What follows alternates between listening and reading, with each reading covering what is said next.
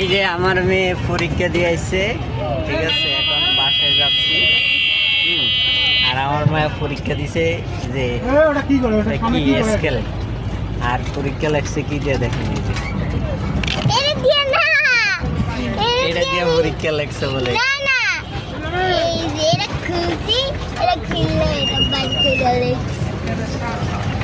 ঠিক আছে, আমরা এখন বাসায় যাচ্ছি। ভাই দাঁড়ান দাঁড়ান,